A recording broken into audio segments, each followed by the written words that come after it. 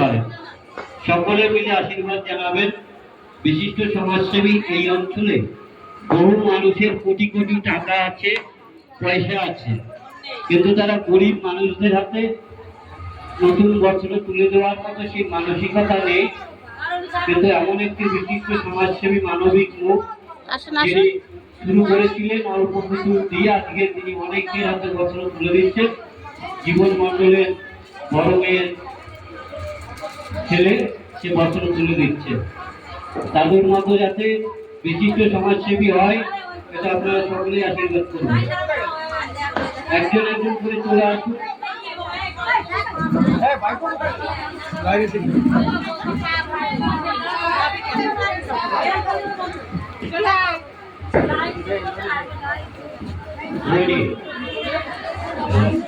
আমি আবারও বলছি, যে মানুষের